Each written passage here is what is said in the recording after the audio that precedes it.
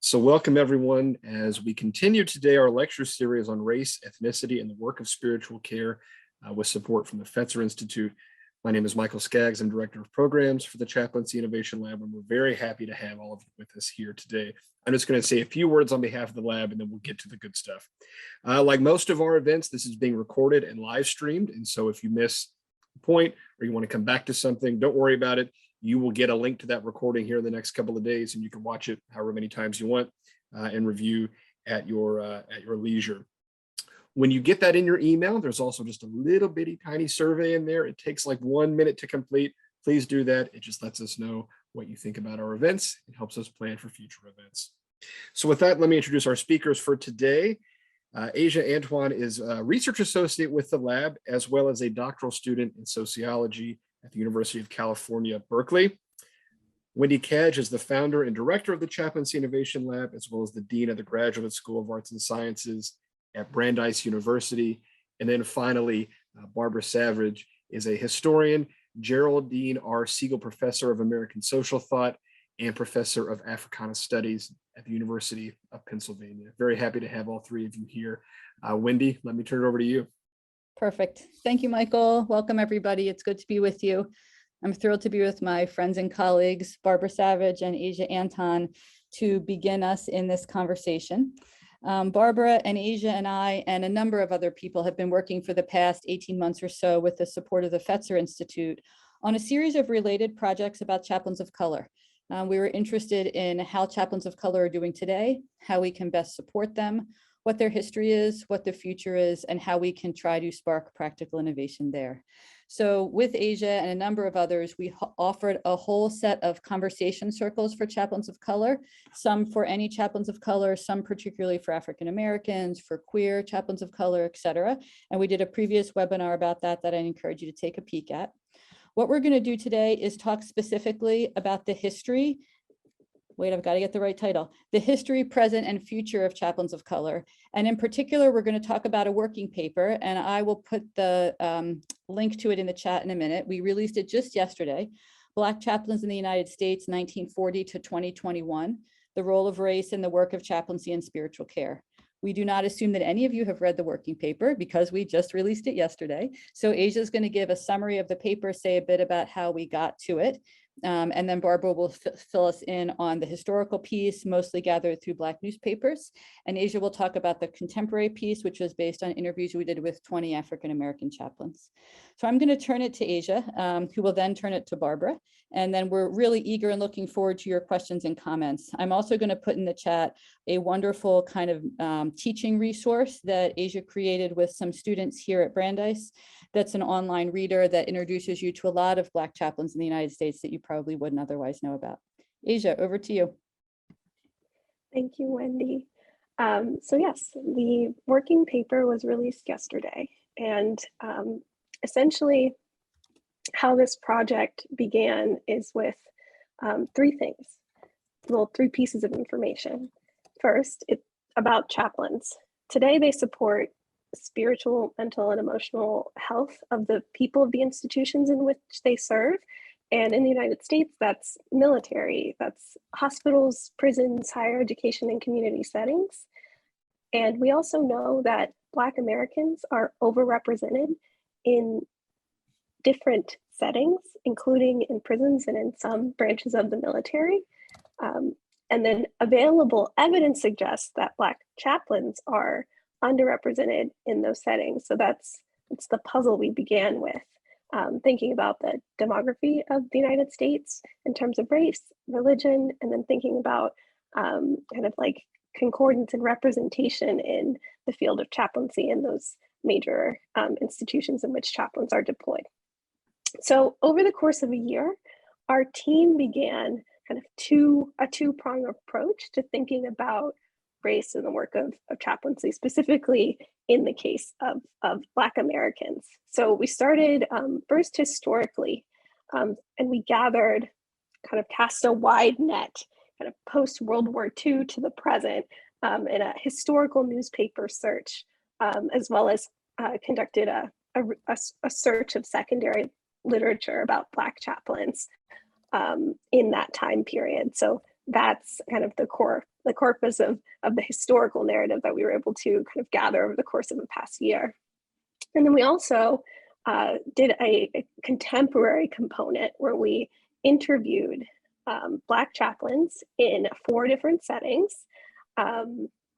We conducted 21 interviews, and we mainly focused on Black chaplains who are working in different areas of the military, in prisons, in higher education, and in community settings.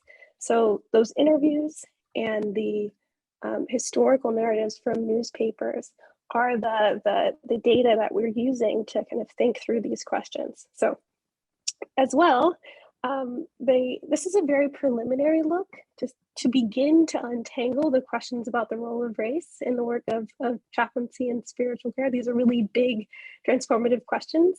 And we began essentially with the documenting of one particular group, which is Black chaplains, to begin to describe kind of how they think of their work and how their work has been thought of over the course of this long period in history. So in terms of like a quick kind of point on the kind of narrative arc of what you're going to find if you choose to read the paper, it's essentially that the stories of Black chaplains, like post-World War II into the present, has 3 themes. There's themes of parallel, there's themes of convergence and divergence with the experience of like the normalizing studies of white chaplains during this period. So those are the kind of like broad picture things you will find as we'll progress through this presentation. And then finally, at the end of our paper, and what I hope we have a vibrant discussion after our presentation, is about recommendations for both scholars and practitioners about the future of the field and the role of race in the work of spiritual care today, and how we might choose to remember the contributions of Black chaplains of the past. So that's kind of our frame. And with that, I'm going to turn it over to Professor Savage to talk to us about the historical piece.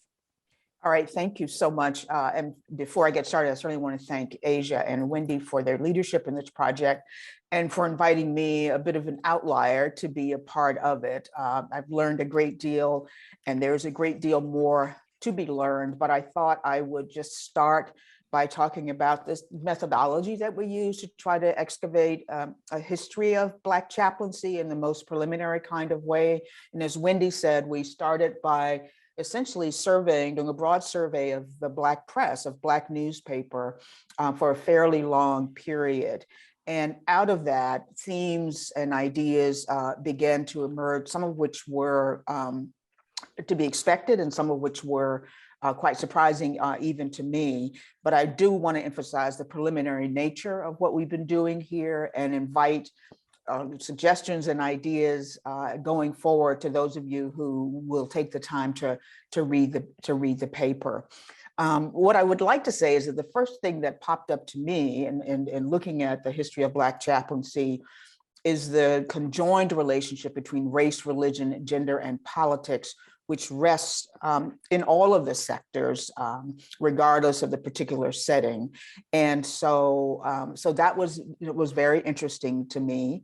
And also that a part of that is that for any Black chaplain, regardless of sector, there is always an extra spiritual dimension to the work of chaplaincy, that Black chaplains are also expected to serve as political intercessors and with the powers that be in all of the institutions that where they work. But the biggest surprise for me was how dominant the image of the Black military chaplain is to the evolution of Black chaplaincy in the 20th century. And I am someone who, as an African-American historian who is aware of the significance of the military, which is understudied and underappreciated in Black history, but I had not really focused on it through this lens. And so we see there that the patterns that I've just talked about in terms of this institutional advocacy is really at the heart of the history of Black military chaplains. And so what one sees is questions of structural inequalities emerging right alongside the duties that Black chaplains take on post-World War II forward. And so those kinds of questions, as I've said before, are kind of in your face, particularly in the early history of the military, but we found them in all of the sectors that we looked at: military, education, healthcare, and prisons. And part of the work of the Black chaplain in the military is racial representation, literally and in a more global way, but also the notion that the Black soldier is a stand-in for the Black community and for attempts to desegregate and attempts to be recognized as full US citizens, thought to be able to be earned through military service, something that did not quite work out that way, but that is also at the heart of the history of Black military service, and chaplains are no different in that way. And so I will have an opportunity to talk more about that, I think, at the end, in terms of what are the things that we do not yet know. But that was really the overriding kind of conclusion for me in looking at that, and the way that chaplains who are in the military, like many of the other chaplains are employees of the state or of state agencies or state services. And then so there's an inherent tension there between the work of chaplaincy and the fact that your employer may in fact be the purveyor of the institutional racism that you feel compelled to talk about or to advocate against. And we see that in a number of places. So I would be very happy to say more about military chaplains, but it was really surprising to see that history played out across the 20th century at the same time that Black people are serving in the military, but also advocating continually to be treated as full citizens. And the chaplaincy is a core part of that, and I think an understudied part of that history. That would be my first kind of big takeaway. The other sectors that we talked about in the paper outside of the military, certainly college chaplaincy. And I think there are a couple of different tracks that we need to pay attention to. One has to do with historically Black colleges and universities. If we're studying the 20th century, we cannot forget that that's where most Black students are, at least until the 1970s and 80s, and even afterwards. But because so many of those institutions also had a religious foundation, literally religiously founded, that the chaplains and the chapels on those institutions, and certainly during a time when there was compulsory chapel services, that you see there this attempt to also blend chaplaincy and the mission of a wide social justice agenda from the genesis of these chaplaincies on Black campuses. And that's often something that we think of and relate primarily to kind of post Vietnam, civil rights era advocacy chaplains that we see at predominantly white institutions. And I would just want to point out that model was already always present on Black campuses. What we've seen most attention to in college chaplaincy really is the breaking of racial barriers, where yes, Howard Thurman becomes the first Black chaplain of a majority Black white institution in 1953, and there's a litany of other firsts. And I think that certainly is a very important part of this work and what it means to be a chaplain of color who is ministering literally to both students of color, but on the grounds of institutions that are predominantly white. And so therefore the clientele, if you will, is also predominantly white. When we turn to the questions that would come up around prisons and the corrections and the carceral state, and I include in that reformatory schools and other kinds of state-run institutions, we see sort of a similar emergence of themes where unlike the military, even unlike educational institutions, I mean, it was seen as progress for Black men to be able to become officers and be chaplains in the military. Prisons and the carceral state have not evolved in that way. More often you see Black chaplains literally ministering to Black men on death row. And what we have today is a state-funded institution, all of them, supported by tax dollars from Black people all along. And then the attempt to have the appointment of Black chaplains to attend specifically to the needs of Black prisoners. And of course, at a time when the Black people increasingly and always have been disproportionately incarcerated, certain tensions and questions certainly have emerged there and persist. And we are all, I think, publicly aware of that. But again, that tension between who employs and who you serve, and the increasing diversity among those who are imprisoned, including women and people of color who are not Christian, that it's a really fascinating project there to think about those kinds of paradoxes in that setting. And it certainly seems to be one of the places where there's a need for a great deal more attention.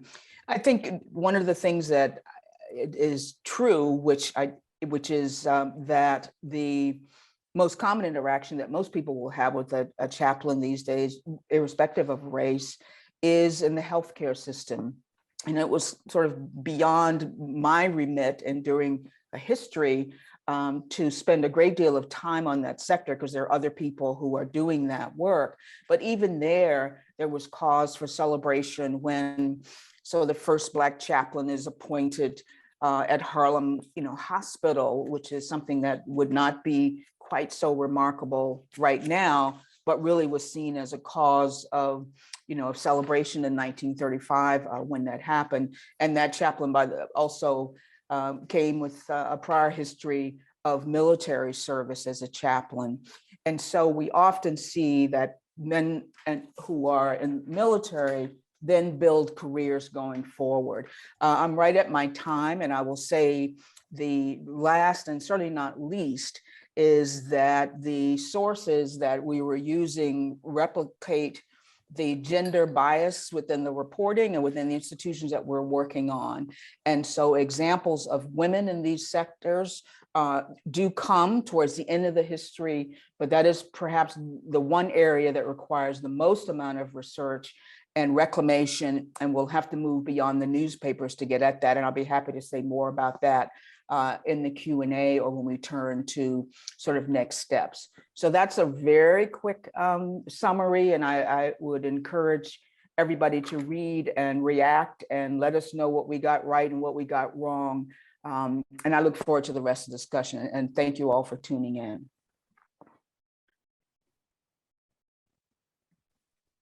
Thank you, Barbara.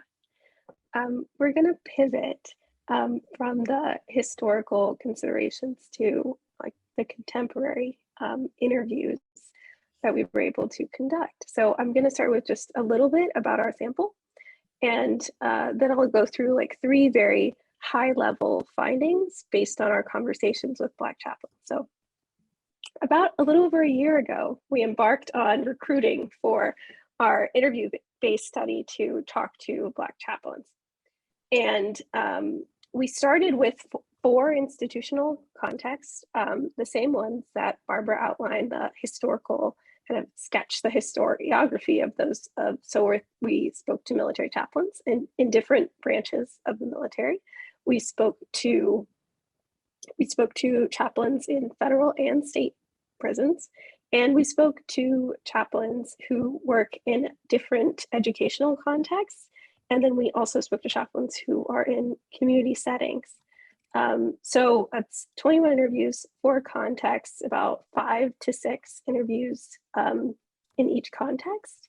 Our sample's mostly female, and most of the chaplains are full-time. And by most, I mean about like 70% are female, and that's 14. And nearly half of the respondents are currently working in the South. So we have a bit of a regional bent there. Most of the chaplains are, all but one of the chaplains identifies Christian. The remaining respondent is a Muslim chaplain. And overall, people we spoke to had been in chaplaincy for an average of 10 years in the field. So we sent out a call for respondents through CIL. It'd be really exciting to know if any of you saw that way back when, but we used a screening tool after people indicated interest to make sure that we were able to speak with chaplains who were across these settings. And we did all the interviews on Zoom with a team of like truly fabulous research assistants from Brandeis. And in addition to the working paper, we are using these interviews as a source of data for 2 sociology-based research papers about Black chaplains in the US. So the main themes that we discussed in our interviews were about chaplains' background, their work, their education, and their professional development experiences. So based on these themes, we came up with about 3 kind of high level key points, key takeaways. And because we focused on, we went kind of broad with the institutional context, and the remarks here are quite short, I'm going to just focus on 2 of our interview groups, mainly because of the historical narrative is mostly available through interactions with the state. So chaplains who work in the military and prisons. I thought it would be a nice complement to also just kind of focus kind of the main high level findings about these particular groups. But bear in mind, the working paper has a longer form narrative that covers all of the institutional context. But the remarks I'm about to say now are mainly about our subset of individuals who work in prisons and military settings. So 3 main themes. The first one is about work environment.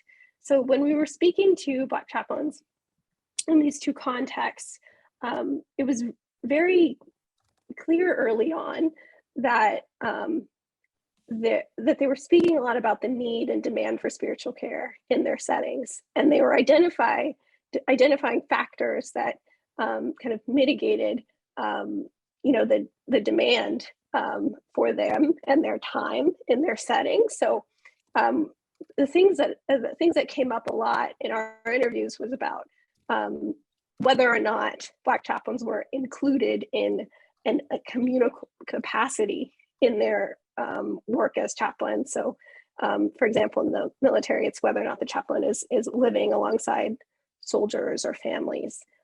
We also listened as chaplains talked about being part of interdisciplinary teams. So what does that look like? In the military, that looks like being a part of an interdisciplinary team that includes social workers, psychologists, doctors to support the recipients of spiritual care in military settings. That came up far less so in our interviews with prison chaplains. Another theme that came up when we were talking about work environment with our respondents was about chaplains being seen as a confidential resource. In the military, they are.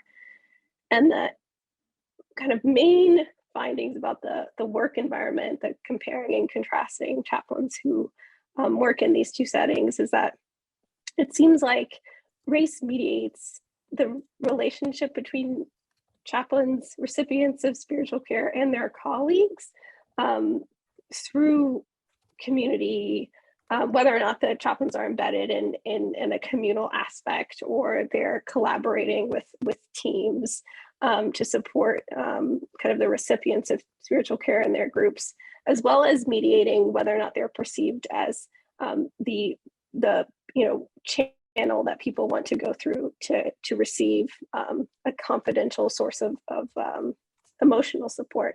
So those were some of the bigger picture things that we were able to derive from our questions about work environment. The bulk of our insights are about, obviously, specifically the racial dynamics at work. The fascinating, one of the just things that we were able to see was that, across the board, there's about 3 different kinds of responses to, like, what are your perceptions of kind of the racial dynamics of your workplace? Some people preferred not to answer the question. Some folks kind of explicitly said that they experienced race as a salient part of their daily work, and some said that it was not.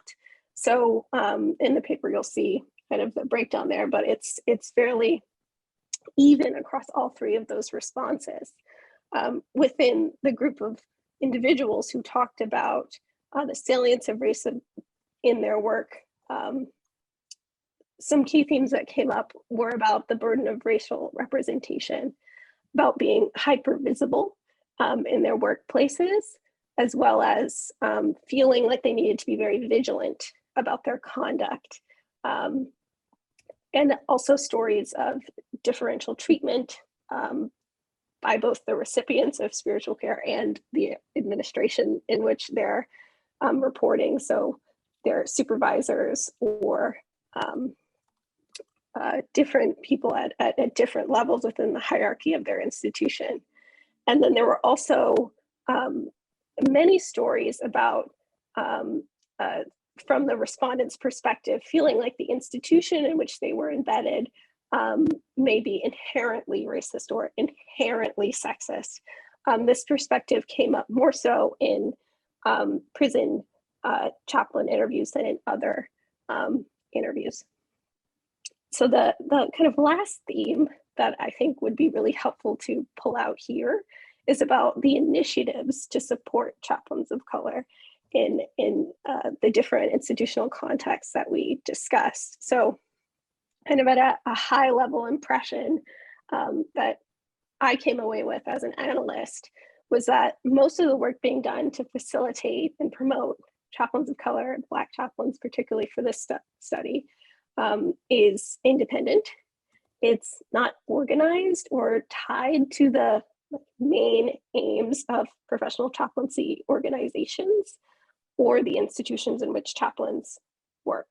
So to be plain, Black chaplains are doing a lot of the work of supporting themselves and their colleagues of color through self-directed professional development opportunities. So they're actively pursuing, at least the people we spoke to told stories about actively pursuing that information and not passively it coming from their workplace environments. So I am noting time, and I would love to now pivot to think about future directions.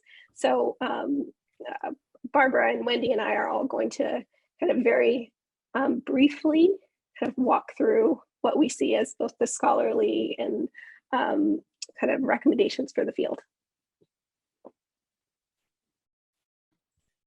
Who should go first? It says Wendy. All right, I'm first. So, I mean, from my perspective, thank you. This was really the first attempt to begin to tell the story about the history of the work of chaplains with an awareness and an explicit focus on African Americans. And as Barbara said, we're really just getting started. We only were able to look at newspapers because of the pandemic in part, but also because of resources. And so we really hope that future scholars in religious studies and chaplaincy studies in the social sciences will take up what are a lot of unanswered questions that we try to highlight in the document to learn more about this history, particularly more about women whose stories are really not represented in the materials that we looked at, and to begin to think about and compare across sectors. So we heard really different things from prison chaplains today than we heard from military chaplains around the racial nature of where they work, the explicit and implicit racism or racial discourse that they respond to, and the ways that they find support.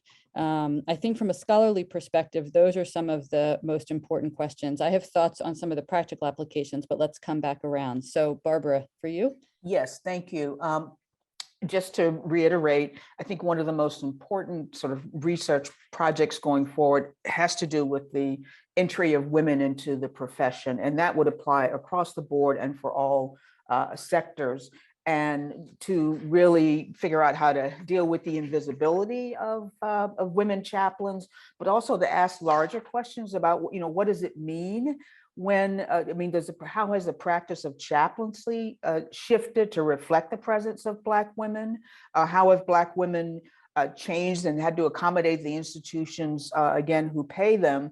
And those are questions that could be asked more generally of Black chaplains, regardless of, of gender. So how can we then work to figure out how to imagine what it is that we see when we hear the word chaplaincy? But I would say that is certainly a pressing issue. And working on this, I think one of the things that was intriguing for me is that for each of the sectors, there is a tremendous amount of work yet to be done. And I hope that there's some enterprising graduate students and others who might want to take this up.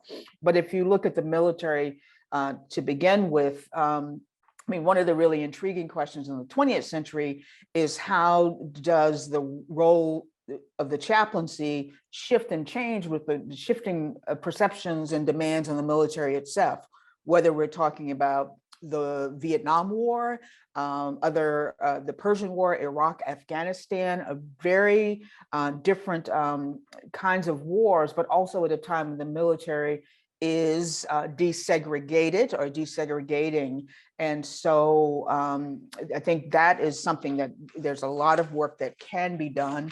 And because the military is so well papered, you'd be able to find a fair amount in their own records.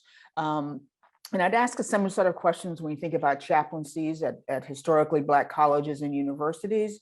Again, asking about shifts in the role of the chaplaincy under the political demands of the 1960s, 70s, and 80s, and the kind of political and institutional shifts that those institutions are at the heart of. And the chaplains on many of these campuses are right there, or not. And it would be interesting to also think about the or nots as well. And finally, in the area of prisons, this to me is especially ripe for more study, in part sadly, because of the exponential increase in the proportions of Black men and women who are now incarcerated or who have been.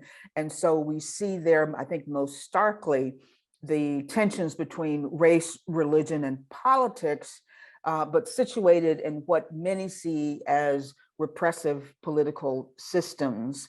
And so how has the prison ministry really evolved from the end of the 20th century, even over the first 2 decades of this century, where the diversification among those who are imprisoned, both as to gender, religion, all sorts of differences, how are those then accommodated or addressed?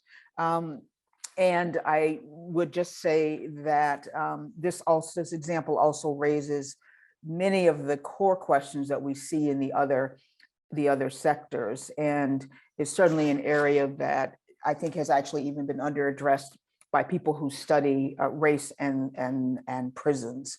And finally, although it's kind of beyond our charge here, but we should think, as we think more about the healthcare system, the challenge there in figuring out a research agenda is that because the healthcare system is so disaggregated and so local, how do you conjure up study models, if you will? Do we do it sort of city by city, looking across at the wide variety of healthcare institutions? And how then could we get to generalizable historical assumptions? So there's a great deal of reclamation work to be done there, but I think all of these institutions, because they are state institutions, have records, and we need to be creative in figuring out how to do that. And so I'll end there.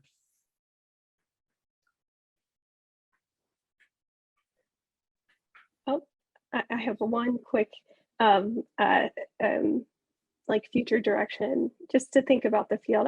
I've spent I guess over 2 years now talking to chaplains, and particularly the past year talking to chaplains of color, and in particular Black chaplains. And one thing that wasn't as evident to me until doing this study, particularly for chaplains of color, and one charge that may be for the field as a whole, is to think about nurturing cross-sector professional networks. Mm-hmm. So I was hearing a lot in interviews with Black chaplains in particular about how race, it feels like a limit to them pivoting to a different environment or context, where they may start and are trained and do field work in a particular sector, and then because of feelings of mentorship, a lack of mentorship or community, or a sense of not being able to kind of break into a different stream, that piece of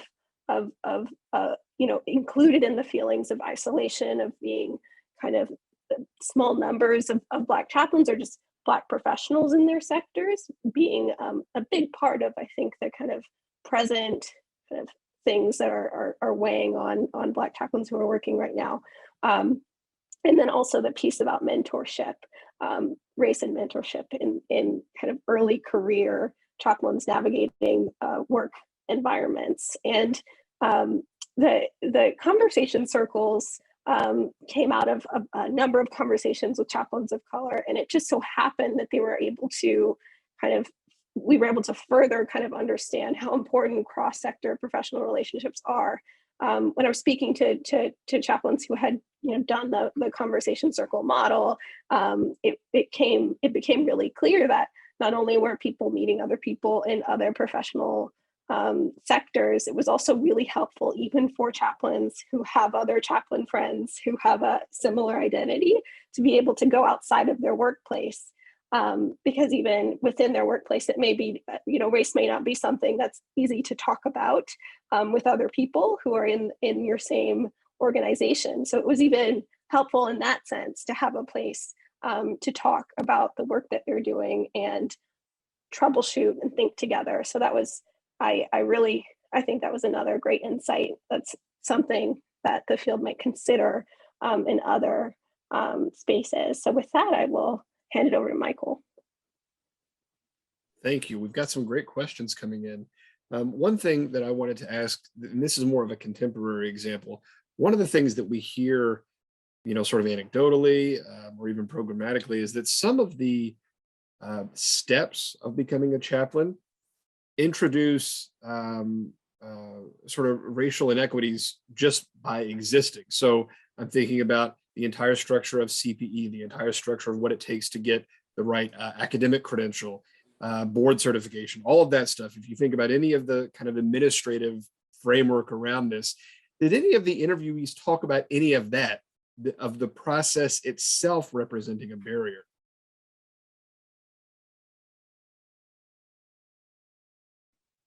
Yes, absolutely. And I will also invite Wendy to speak on this too. I'll just say at the beginning as yes, that did come up. And also from the lens of the number of chaplains that we spoke to, particularly there was 2 interviews of people who talked about the process of going through graduate school and also being a Black individual who had different kind of elder care, family care, coming from a lower income background. These things were part of their experience and having to make certain sacrifices to pursue this kind of degree.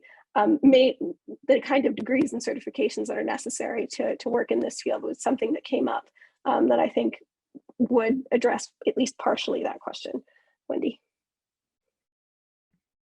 I was just going to agree with you. I mean, I think that we know that at every stage of the process of becoming a chaplain, the pipeline for Black Americans leaks. And we know that for coming into CPE, for shifting from CPE into staff chaplaincy positions, or for those who want to go on and become certified educators. And part of what we're really calling on in this whole effort is for the professional chaplaincy organizations to come together and think about resources that can address the leaky pipeline rather than just statements. And I learned recently of a health system in New Jersey who actually has resources from their foundation to enable Black chaplains or Black individuals who are interested in pursuing chaplaincy to do CPE. You don't have to necessarily have a degree, a college degree, to begin a process of CPE. And so part of this is really asking hard questions about what's required to become a chaplain and what alternative paths or processes might be, and how we might be able to pool the resources that we do have to make sure that the people who are coming into chaplaincy represent racially and otherwise the people who are being served. And this is particularly a concern for me in the military. on college campuses and in prisons, where I'm willing to bet, we have numbers for some and not for others, that there are many more people who may want to be served who are of African Americans or of African descent than there are chaplains. And in fact, we did a survey on one college campus, and this was one of the very clear gaps. It was the Black students who were not receiving the support that they wanted, needed, and in my opinion, deserved. So we really hope that this conversation begins to instigate concrete efforts to begin to address these leaky pipeline issues and to close gaps so that we have chaplains of color in all the places that there are people to be served. There's a good question about the specific backgrounds of the chaplains who were interviewed. And the question says, were these denominations affirming of chaplaincy as a ministry, or was this sort of something that they did outside of that? I'm going to broaden the question, I think, a little bit and say, did the interviewees talk much about their specific religious background and whether that impacted their approach to chaplaincy in ways that they think was not the same, maybe for their non-chaplain of color colleagues?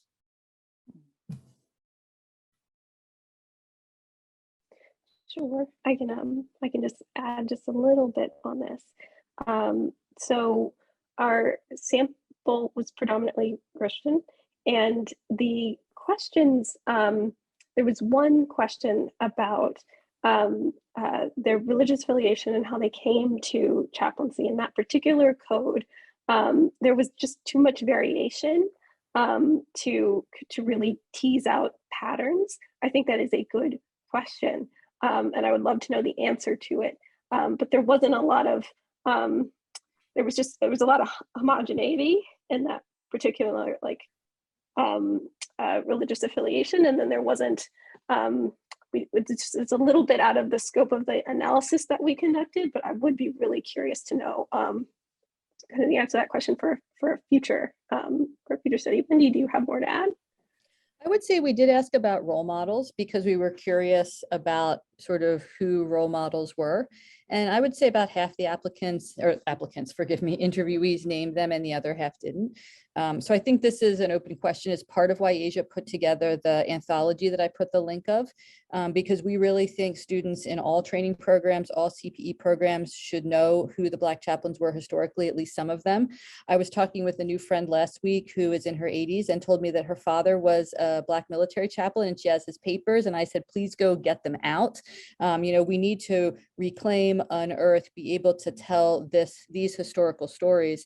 And they need to be a part of all of our training and education to build role models where maybe there haven't been as many. Barbara, maybe you could tell us a little bit about the farthest back we were able to find a Black chaplain in the limited records that we have available. How far back was that? And tell me about this person. Well, it wasn't so much. I mean, it goes back to the Civil War, would be where I began, and I can't say that there wasn't something before then. But again, using the newspaper resources, and that person, of course, is well known. That's Henry McNeil Turner, who was an AME bishop eventually, had been ordained in 1858, and was recruited by the president, by Abraham Lincoln, into the chaplaincy. And at the time, he was a pastor of a very prominent church in Washington, D.C. So there was some sacrifice involved with him deciding to give that up in order to go into the chaplaincy.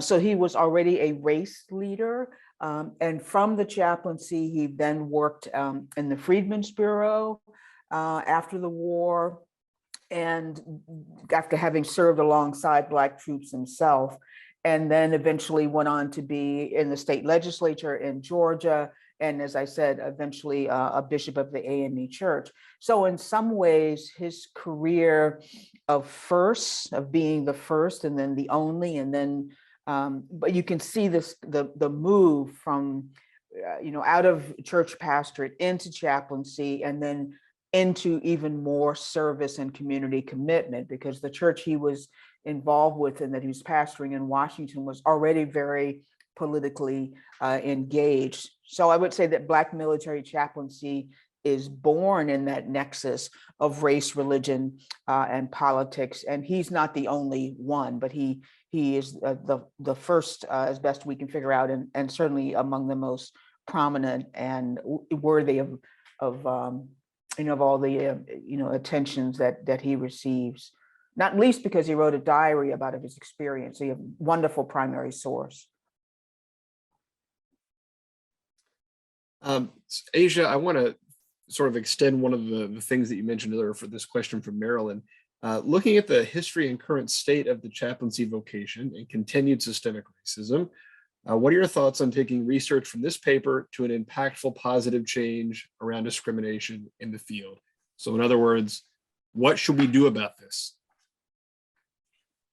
I will share this question with every individual who touches the profession. I think being at the analyst end of this, I have some ideas for where to look and find theories, but I would turn that question back on the chaplains and also the leaders at the different levels. I just wanted to preface what I'm about to say with that. I'm like, that's a big question, all hands on deck.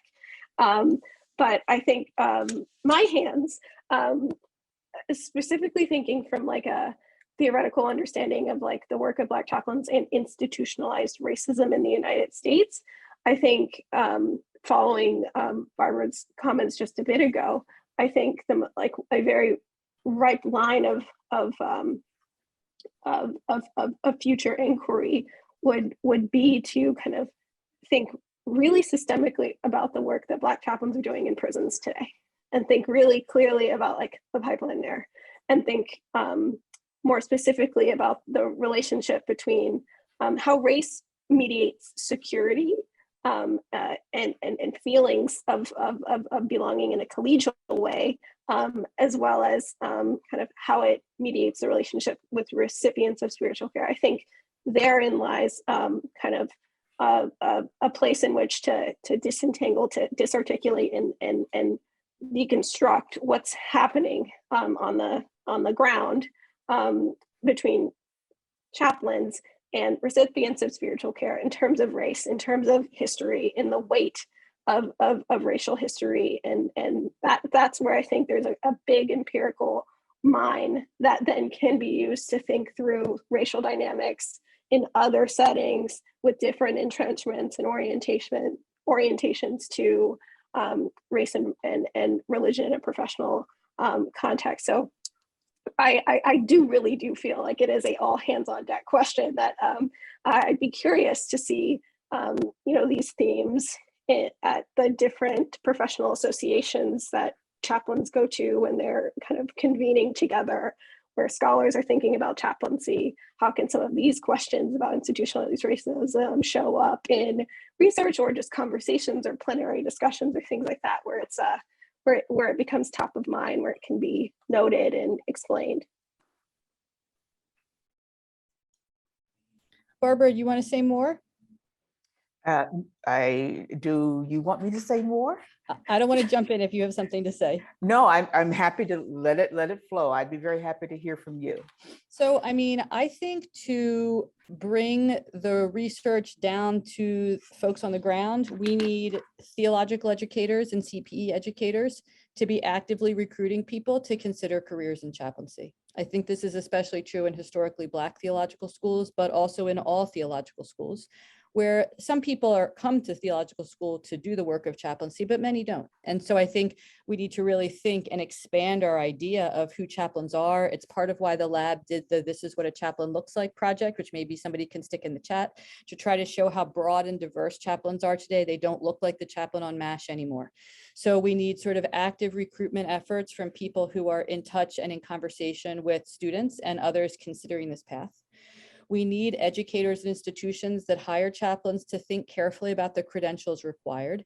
And I think that life experience matters in some cases. That doesn't mean that we should not hire people who are not credentialed, but I think we need to think about the relationship between life experience and credentializing so that we're able to get more diverse folks into doing the work.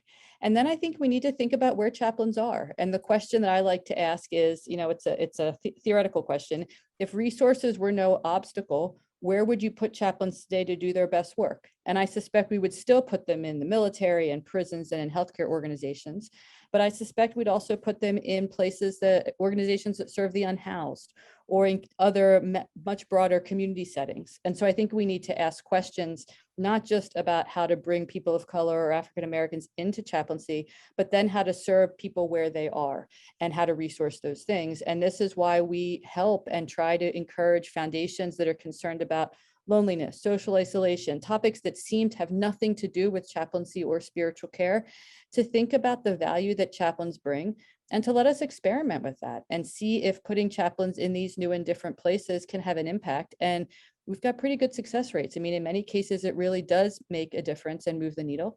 And so we're calling on all of us to think creatively. I also would argue that all educators who are teaching chaplaincy must include cultural competent and race sensitive training, modules, approaches in the work, because we saw the systematic racism across all the institutions where chaplains are trained and where they serve. And that just has to be a part of the work that we do every day. Barbara, now you have a hand. Yes, I do. And I think one of the things I wanted to say more generally is part of what I learned, and I would recommend, the reason why this history is important, even as we're trying to reclaim it and to write it, because what struck me in doing the kind of survey that we did was what a proud tradition this is and what a history it is of absolute devotion to service under arduous circumstances in every sector. And at a time when, you know, Black people were relegated and people in the minds of white people and in the institutions that they ran, and being seen as both moral, intellectual, and other moral and intellectual inferiors, that Black people were willing to step forward into those spaces to serve people in need. And I think this history is important, certainly for chaplains of color, but I think it is very important for every chaplain to know this history. And so I imagine kind of a unit, as it were, on the history of chaplaincy, which includes all of this. And I think that that would be a really important thing for every chaplain as part of their basic training. History still matters. There is a question that I think is probably a perfect place to end. I would appreciate hearing once again a brief summary of the 3 key takeaways from the contemporary interviews. That's a great place to end.